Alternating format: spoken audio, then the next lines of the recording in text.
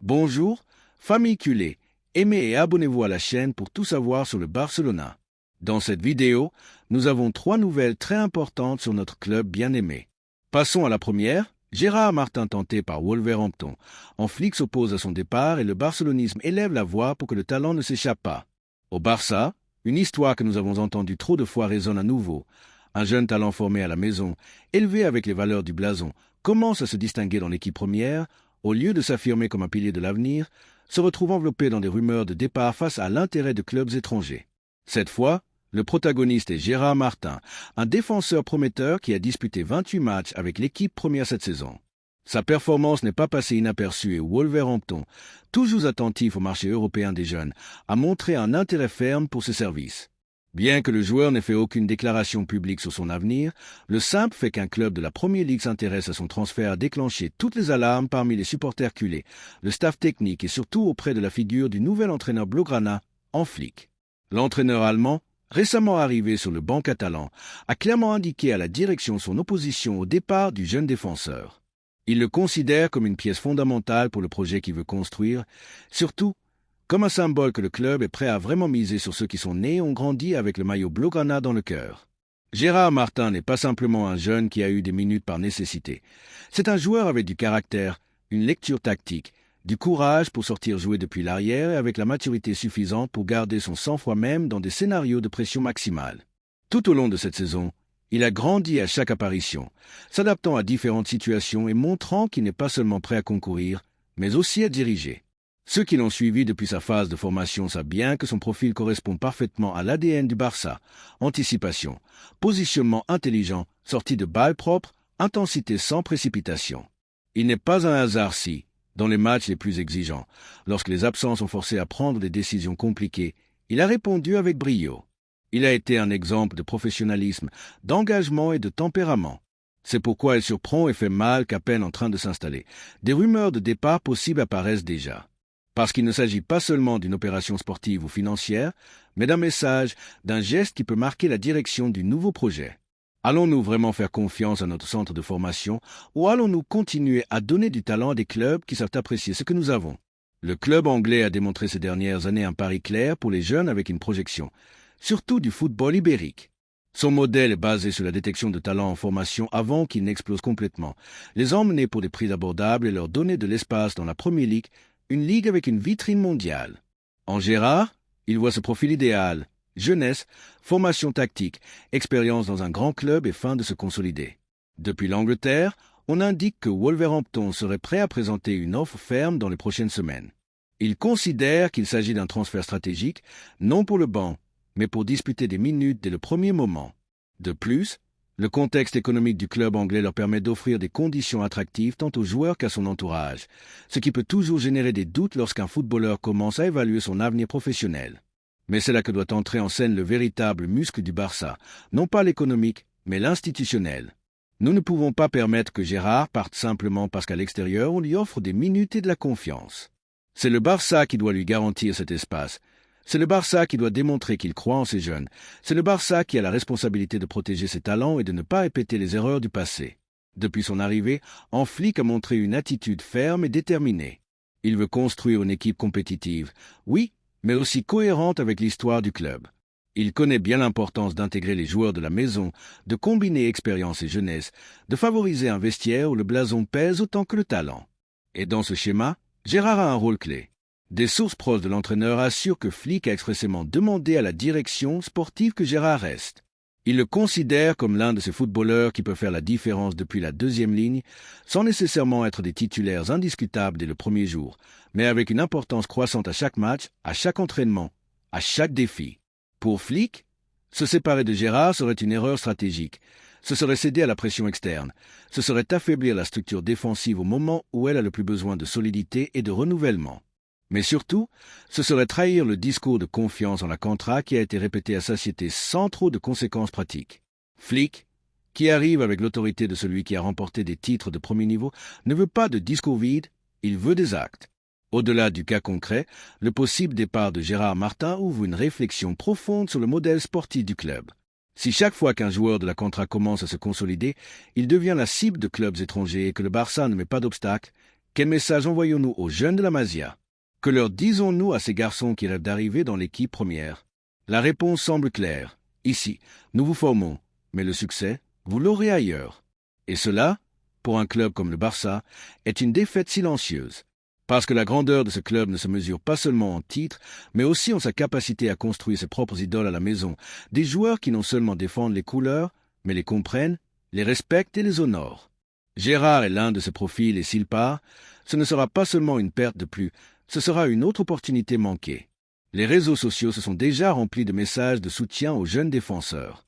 Beaucoup de culés considèrent que Gérard doit rester, qu'il est l'un des nôtres, que sa progression doit continuer ici, pas en Angleterre, que l'histoire de tant d'autres qui sont partis alors qu'ils commençaient à peine à émerger ne doit pas se répéter. Si on vend Gérard, qui sera le suivant? Où traçons-nous la ligne entre nécessité économique et abandon sportif? Combien de fois allons-nous encore permettre que le talent s'échappe sans avoir eu l'opportunité de vraiment briller? Et toi, que penses-tu, culé? Gérard Martin devrait-il rester au Barça comme symbole de ce que nous reconstruisons? Ou allons-nous répéter les erreurs du passé et permettre que le talent s'en aille à nouveau par la porte de derrière? Le débat est lancé cette fois. Il n'y a pas de marge pour l'erreur. La deuxième nouvelle concerne une autre décision importante au sein du club. Garnacho veut jouer au Barcelona et Flick donne le feu vert, une opportunité que le club ne doit pas laisser échapper. Les marchés des transferts ne servent pas seulement à renforcer les effectifs, ils servent aussi à envoyer des messages aux rivaux, à l'équipe elle-même, surtout aux supporters. Dans ce sens, le Barcelona a devant lui une opportunité en or pour lancer une déclaration d'intention puissante. Le jeune et talentueux Alejandro Garnacho veut jouer dans le club blaugrana. L'ailier argentin a pris la décision de quitter Manchester United et sa priorité, selon des sources proches du joueur, est d'arriver au camp. De plus, le nouvel entraîneur de l'équipe blaugrana, Flick, a donné son accord pour son incorporation. Que peut-on demander de plus? Alejandro Garnacho, à seulement 20 ans, n'est pas seulement l'un des talents les plus prometteurs du football européen, mais aussi un footballeur qui combine caractère, personnalité et une détermination inhabituelle pour son âge. Dans un contexte aussi chaotique que celui de Manchester United, marqué par l'instabilité, les décisions erronées et l'absence de cap, Garnacho s'est distingué comme l'un des rares joueurs capables de générer quelque chose de différent. Cependant, sa progression a été tronquée par un manque de continuité qui l'a conduit à chercher de nouveaux horizons. Et ces nouveaux horizons, par conviction personnelle, pointent directement vers Barcelone. Depuis son entourage, c'est clair, Garnacho veut un football qui lui permette d'exploiter toutes ses vertus, un environnement où le jeu associatif, le débordement, le courage offensif, surtout la confiance en le jeune talent sont prioritaires. Et tout cela, le Barcelona le représente. Il n'est pas un hasard que, malgré des prétendants de grand calibre en Premier League, l'Argentin ait laissé entendre que son option préférée est d'atterrir au camp. En fait, bien que le Bayern Leverkusen et certains clubs anglais aient sondé son transfert, Garnacho regarde vers la capitale catalane avec illusion, non seulement pour une question sportive, mais aussi émotionnelle. Le style du Barcelona, l'histoire du club et la possibilité d'être protagoniste dans un projet ambitieux sont clés dans sa décision. Ce qui semblait un simple intérêt s'est transformé en quelque chose de beaucoup plus sérieux lorsqu'un Flick, récemment arrivé sur le banc de l'équipe première, a donné son approbation personnelle à l'opération. L'entraîneur allemand a examiné des rapports, vu des vidéos, analysé la performance de Garnacho et a émis son verdict. C'est le type de joueur dont il a besoin pour construire son nouveau Barça. Flick veut une équipe plus verticale, avec plus de présence dans les duels individuels et une plus grande profondeur sur les ailes. Garnacho s'adapte parfaitement à ce schéma. Sa capacité à affronter, sa vitesse et son caractère compétitif sont des éléments que l'Allemand considère comme essentiels pour enrichir un effectif qui a besoin de nouveaux outils offensifs. Et ce n'est pas seulement une question d'ajustement tactique. Flick a également apprécié la fin du joueur, son ambition et son désir de grandir dans un environnement d'exigence maximale. En d'autres termes, il ne s'agit pas seulement de recruter pour recruter, mais d'incorporer un footballeur qui peut faire une réelle différence. Une fois connue la volonté de Garnacho et l'accord de Flick, la machine blaugrana a commencé à bouger. Le département sportif travaille déjà sur différentes formules pour rendre son transfert viable. Ce n'est pas une opération simple, mais la prédisposition du joueur est un avantage considérable. Garnacho est prêt à adapter son salaire pour atterrir au camp, ce qui facilite grandement les négociations. De la part de Manchester United, il y a aussi une ouverture pour négocier le départ du joueur, vu comme inévitable, et le club anglais veut résoudre la situation le plus tôt possible.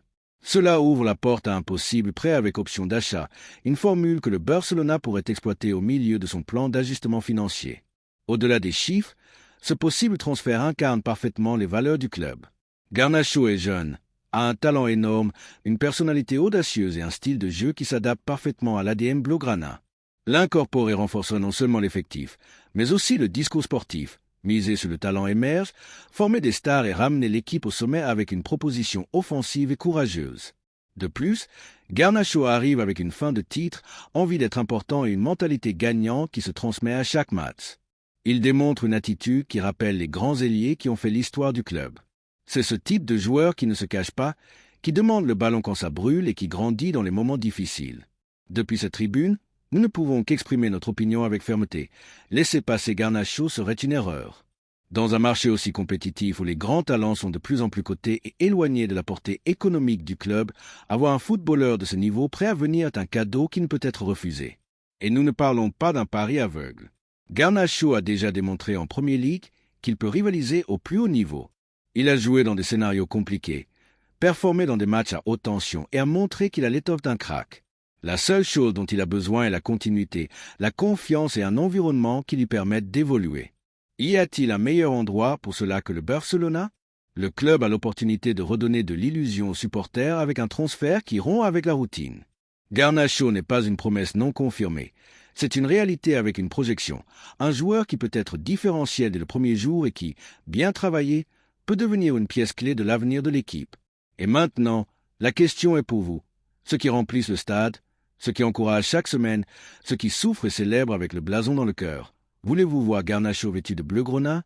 L'idée de l'avoir dans l'équipe, un ailier vertical, électrique et assoiffé de gloire, vous enthousiasme-t-elle?